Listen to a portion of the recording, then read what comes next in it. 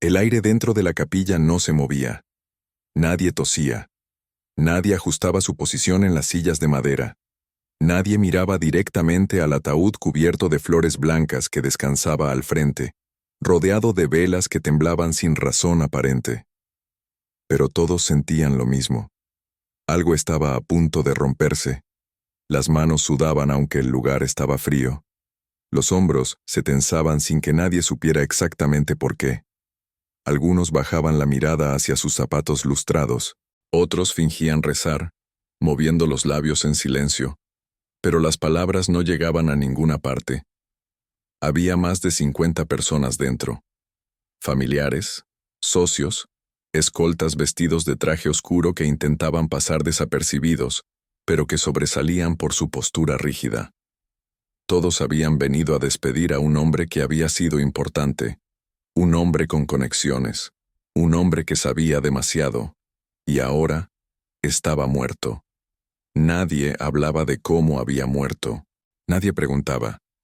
En la esquina trasera, cerca de la puerta lateral que daba al patio de tierra, un hombre mayor apretaba un rosario entre los dedos con tanta fuerza que sus nudillos se habían puesto blancos. No rezaba, solo apretaba. Su esposa, sentada a su lado, le tocó el brazo con suavidad, pero él no reaccionó.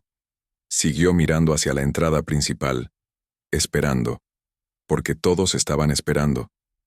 El sonido llegó primero. Un motor diésel, pesado, acercándose despacio por la calle empedrada. Luego se detuvo.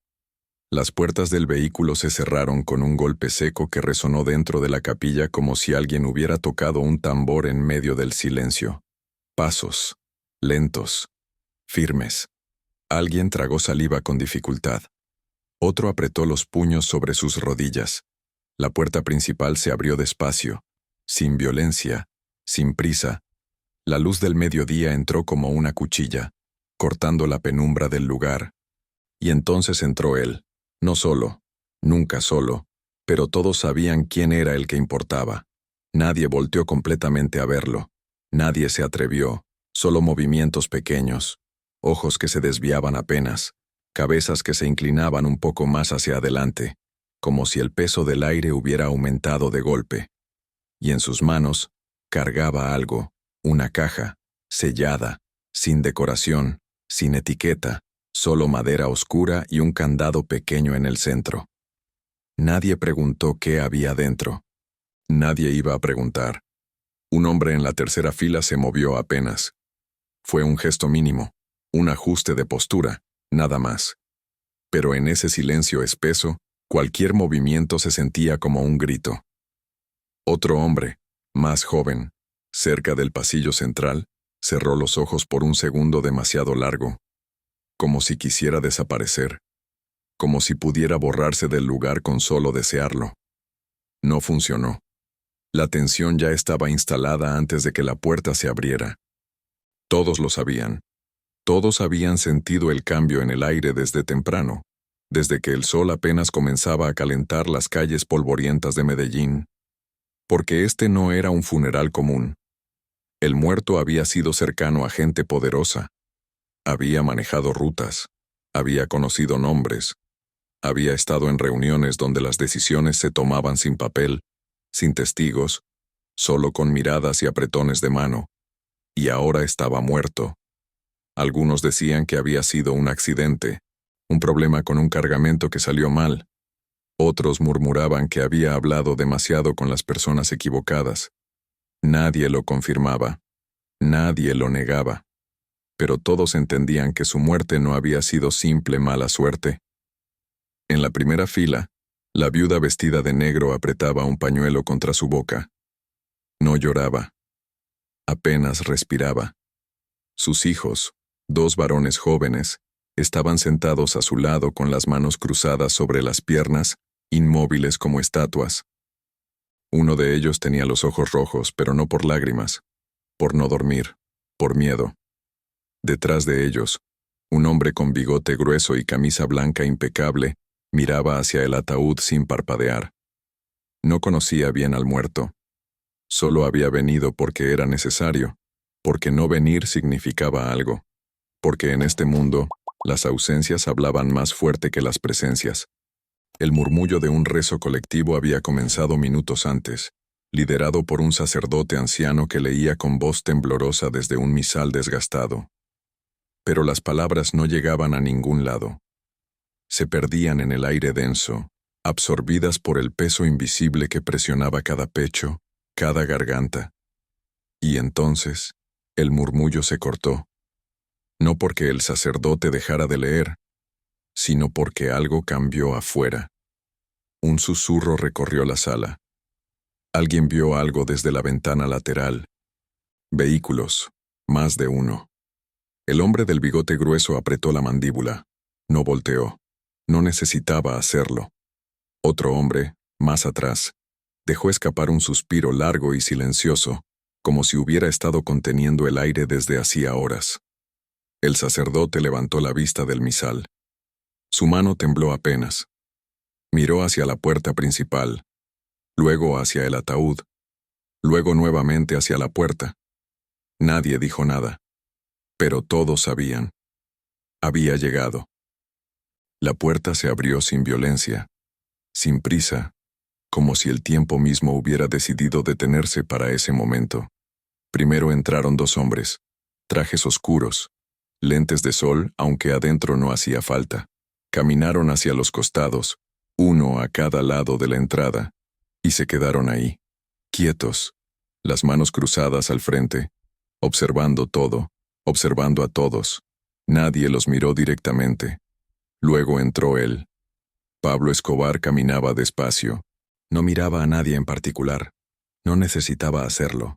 Su presencia llenaba el espacio sin esfuerzo. Vestía camisa clara, pantalón oscuro, zapatos impecables, nada ostentoso, nada exagerado. Solo un hombre entrando a un funeral. Pero no era solo un hombre, y todos lo sabían. El sacerdote dejó de leer. Sus labios se movieron todavía por inercia, pero ya no salían palabras. Bajó la mirada hacia el misal y se quedó así, inmóvil, como si el libro pudiera protegerlo de algo. Pablo caminó por el pasillo central, lento. Cada paso resonaba apenas contra el piso de piedra. No había prisa, no había amenaza visible, solo presencia, solo peso. La viuda en la primera fila no volteó, pero su respiración cambió. Más corta, más rápida. Apretó el pañuelo con más fuerza. Uno de sus hijos tragó saliva con dificultad. El otro cerró los ojos. Pablo llegó hasta el frente. Se detuvo junto al ataúd. Miró hacia abajo, hacia las flores blancas, hacia el rostro del muerto que apenas se alcanzaba a ver bajo el cristal. No hubo expresión en su cara. No había tristeza. No había rabia. Solo observación, como quien inspecciona algo que ya sabía cómo iba a terminar. Se quedó ahí por varios segundos. El silencio dentro de la capilla era tan denso que algunos creyeron escuchar sus propios latidos. Nadie tosió. Nadie se movió. Nadie respiró más fuerte de lo necesario. Pablo levantó la mano derecha despacio y la colocó sobre la madera del ataúd. Un gesto simple, casi respetuoso, pero cargado de algo más, algo que no necesitaba palabras. Luego retiró la mano. Se volteó hacia la viuda. Ella seguía sin mirarlo. Mantenía la vista al frente, fija en la nada, como si al no verlo pudiera hacer que no estuviera ahí. Pablo no dijo nada, solo inclinó la cabeza apenas, un gesto breve, casi imperceptible.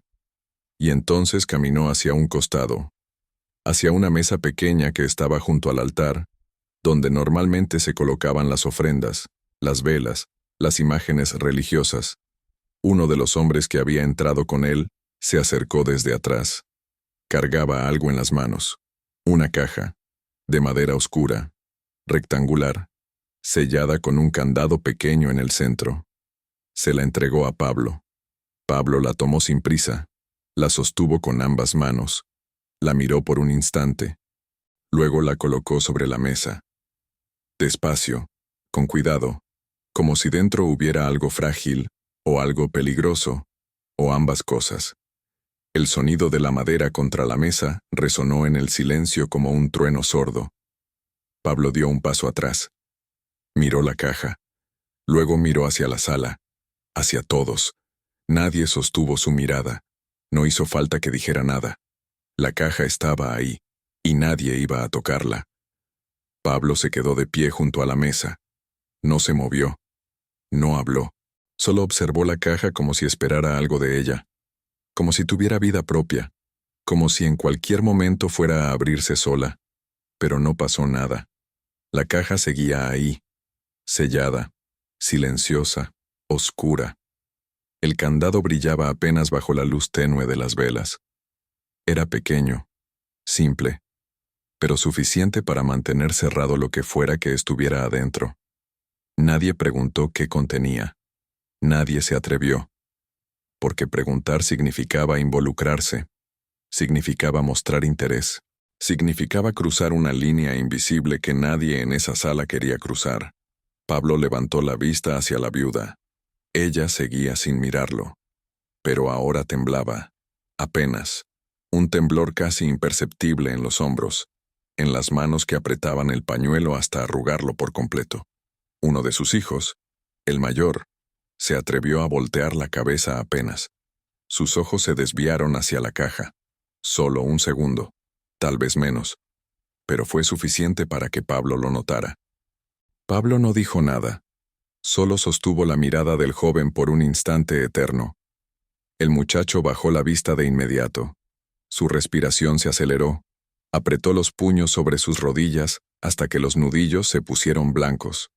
Su hermano menor, sentado a su lado, cerró los ojos con fuerza, como si quisiera desaparecer, como si pudiera borrarse del momento con solo desearlo. El hombre del bigote grueso en la tercera fila no había dejado de mirar al frente. Pero su mandíbula estaba tensa, tan tensa que los músculos de su cuello sobresalían bajo la piel. No volteó hacia la caja. No volteó hacia Pablo. Solo mantuvo la vista fija en el ataúd, como si concentrarse en el muerto pudiera protegerlo de los vivos. Detrás de él, otro hombre mayor limpiaba sus lentes con un pañuelo. No porque estuvieran sucios, solo porque necesitaba hacer algo con las manos, algo que lo mantuviera ocupado, algo que evitara que temblaran demasiado. Pablo dio un paso hacia atrás, alejándose de la caja, dejándola ahí, expuesta, visible para todos, pero intocable. El sacerdote intentó retomar el rezo. Abrió el misal nuevamente. Movió los labios, pero su voz apenas salió.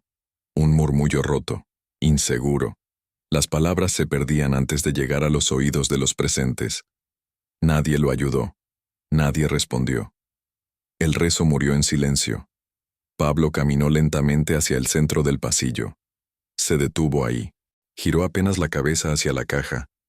La miró por última vez. Luego volvió a mirar hacia la sala. Hacia todos. Su expresión no cambió. No había rabia. No había satisfacción. Solo calma.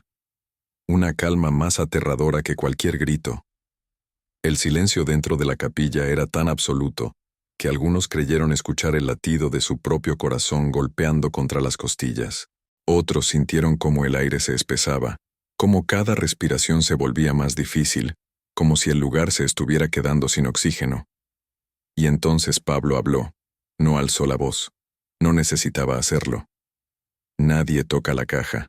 3 palabras, nada más. Pero fueron suficientes.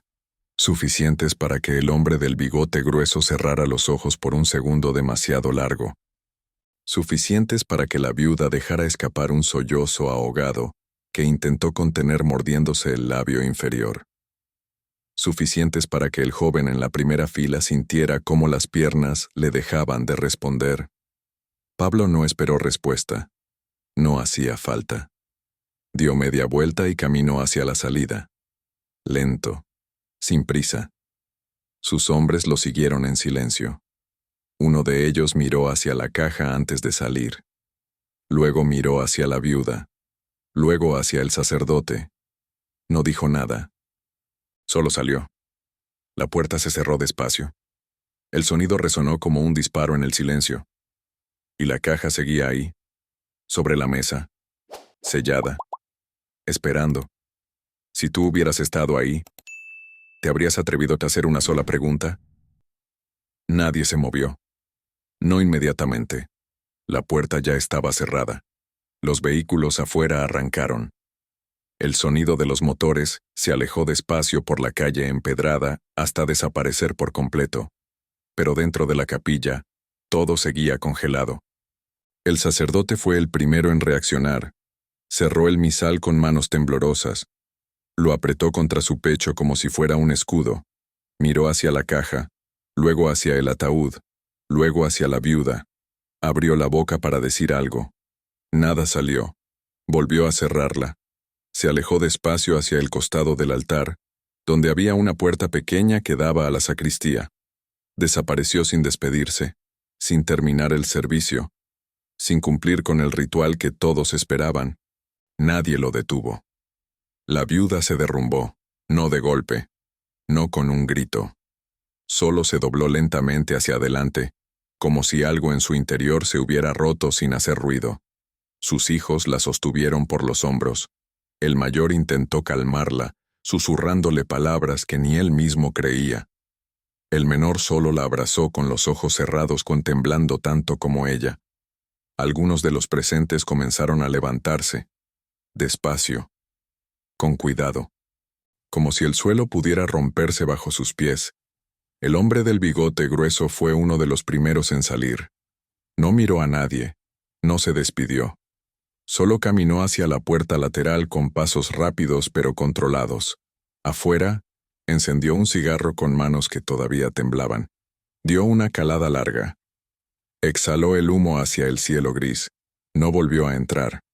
Otro hombre, más joven, se quedó parado en el pasillo. Miraba la caja desde lejos. No se acercaba. Solo miraba, como si intentara entender algo que no tenía explicación.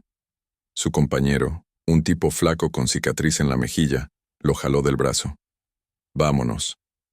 El joven no respondió. «Vámonos ya». Esta vez obedeció. Salieron juntos, sin voltear atrás. Uno a uno, los asistentes abandonaron la capilla. Algunos se persignaron antes de irse. Otros simplemente caminaron hacia la salida con la vista baja, evitando mirar hacia la mesa, hacia la caja. En menos de 10 minutos, la sala estaba casi vacía. Solo quedaban la viuda y sus hijos en la primera fila. Un par de familiares lejanos que no sabían si quedarse o irse. Y la caja, siempre la caja. Uno de los familiares, un hombre de unos 60 años con sombrero de paja, se acercó despacio hacia la viuda. Le tocó el hombro con suavidad. «Hay que irnos, mija». Ella negó con la cabeza. «No puedo dejarlo aquí. No podemos quedarnos. Es mi esposo». El viejo miró hacia el ataúd, luego hacia la caja, apretó los labios. «Ya no es seguro». La viuda levantó la vista. Tenía los ojos rojos, hinchados, pero ya no lloraba. Había algo más en su mirada ahora. Algo entre miedo y resignación. Nunca fue seguro. El viejo no supo qué responder. La ayudó a levantarse. Los hijos la sostuvieron. Caminaron despacio hacia la salida, alejándose del ataúd, alejándose de la caja. Antes de cruzar la puerta, el hijo mayor volteó una última vez. Miró a su padre muerto. Miró la caja sellada y entendió algo que no quería entender. Que su padre no había muerto solo por error, que alguien había decidido que era su momento, y que esa caja era el recordatorio, el mensaje, la advertencia. Salió sin decir nada. La capilla quedó vacía. Solo el ataúd. Solo las velas que seguían temblando. Y la caja, sobre la mesa, sellada, esperando a nadie. La noticia se esparció antes del anochecer. No en periódicos, no en reportes oficiales. Solo en susurros, en llamadas cortadas a mitad de frase, en miradas entre hombres que se encontraban en esquinas, en bares oscuros, en casas donde las ventanas permanecían cerradas incluso de día. ¿Escuchaste lo del funeral? Escuché. ¿Es cierto lo de la caja? Silencio. Es cierto. Y con eso bastaba. porque no hacía falta decir más. No hacía falta explicar qué contenía la caja. No hacía falta confirmar si alguien la había abierto después. Nadie preguntaba eso. Nadie quería saber. Lo importante no era lo que había dentro. Era el gesto, el mensaje, la advertencia silenciosa que resonaba más fuerte que cualquier amenaza dicha en voz alta. En una oficina pequeña en el centro de Medellín, un hombre cortó una llamada antes de que terminara. Dejó el teléfono sobre el escritorio con más fuerza de la necesaria. Se quedó mirando la pared por varios minutos sin parpadear. Su socio, sentado al otro lado del escritorio, encendió un cigarro. ¿Qué hacemos? El hombre no respondió de inmediato. Nada. ¿Nada? Exactamente nada. No nos movemos. No hablamos. No hacemos preguntas. El socio dio una calada larga. Exhaló el humo despacio. ¿Y si vienen por nosotros? Entonces ya es tarde. No dijeron nada más. En otra parte de la ciudad, un grupo de hombres se reunió en un almacén abandonado.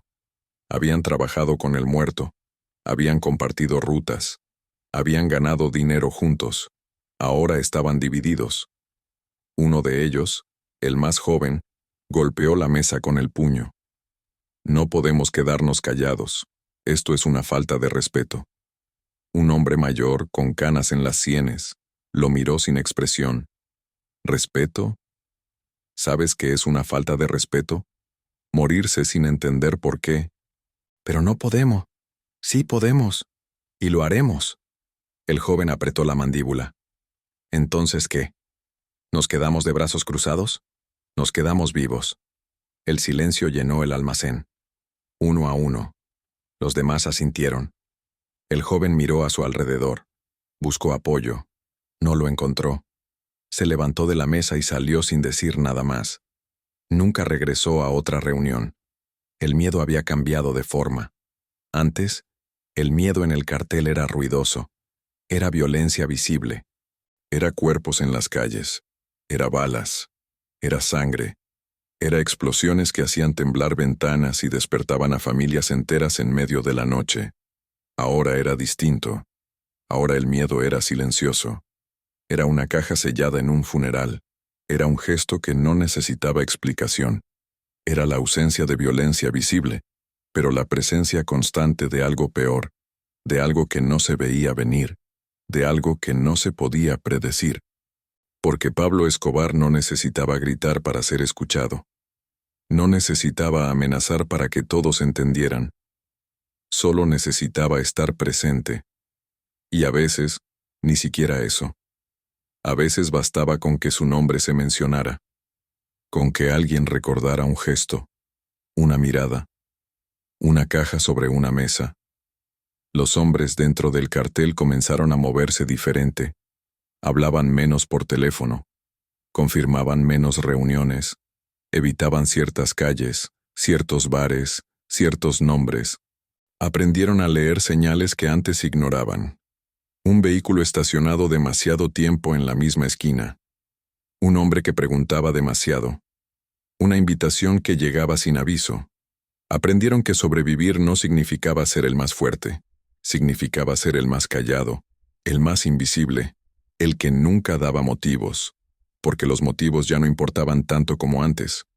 Ahora bastaba con una sospecha, con una duda, con estar en el lugar equivocado el día equivocado, o con ser invitado a un funeral donde no debías estar.